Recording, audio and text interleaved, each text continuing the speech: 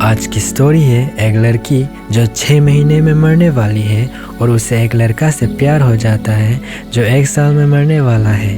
कहानी की शुरुआत अकितो से होता है। अकितो जो बिल्डिंग से कूदकर मरने वाला था क्योंकि उसका दिल में ट्यूमर था और उसके पास 1 साल से ज़्यादा वक्त नहीं था। तभी उसे पेन गिरने की आवाज़ सुनाई पाती है और जब वो देखा तो उसकी नज़र एक लड़की पर पड़ती है जो ड्राइंग कर रही थी। अकितो लड़की से जाके पूछता है, आप क्या ड्राइंग कर रहे हो? फिर लड़की जवाब देती है, मैं हेवन ड्रॉ कर रही हूँ क्योंकि मैं जल्द ही मरने वाली हूँ और मेरे पास बस 6 महीना का समय ही बची है। दरअसल लड़की भी एक रेयर बीमारी के साथ जन्म हुई थी। अकितो लड़की से पूछता है, क्या आपको मरने से डर नहीं लगता?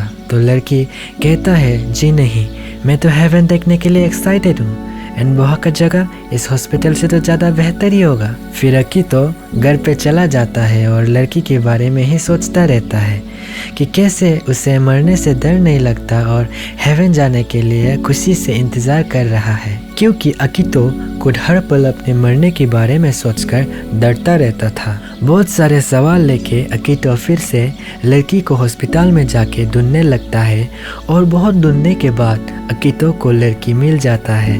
दोनों मिलके बहुत सारा बातें करता है, एक दूसरे को बेहतर जानने लगता है। तभी अकितो को लड़की का नाम मालूम पड़ता है कि लड़की का नाम हारुना है। दोनों को भी ड्राइंग बहुत ही ज़्यादा पसंद है, इसलिए दोनों बेहतर कनेक्ट हो पाता है और अकितो हारुना की ड्राइंग देखने लगता है। फिर रूम में नर्स हारुना को चेकअप करने के लिए आ जाता है और अकितो जाने से पहले हारुना से पूछता है, क्या मैं आपसे फिर से मिलने आ सकता हूँ? तो हारुना मुस्कुराती हुई कहती है, जी हाँ। फिर अकितो हर रोज़ हारुना से मिलने जाता है और उसके लिए फ्लावर भी ले जाता है। एक दिन अकितो एक नर्स से पूछता है कि क्यों हारुना से मिलने उसकी पेरेंट्स नहीं आता?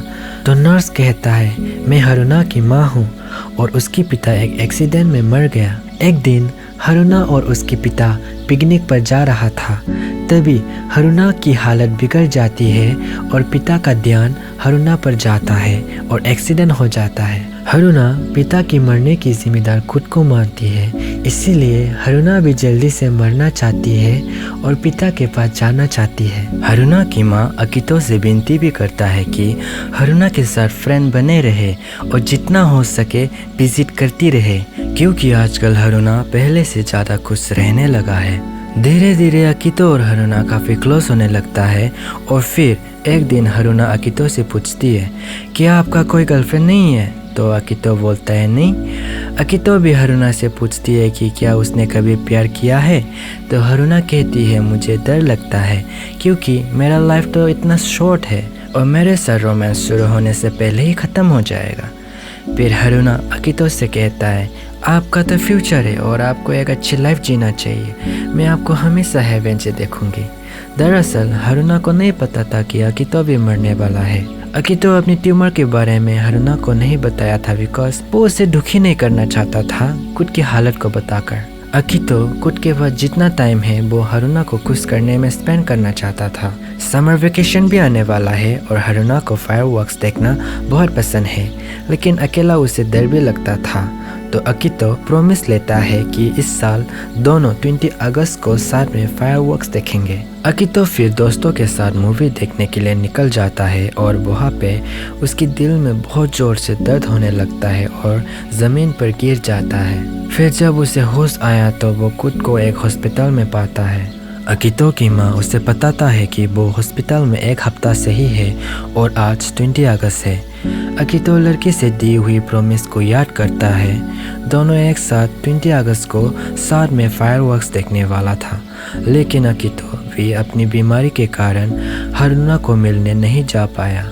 अकितो हारुना को कॉल करता है और साथ में बात करते करते ही फायरवर्क्स को देखता है। फिर हारुना की माँ अकितो को ऐसे हालत पर देख लेता है और शौक जाते हैं।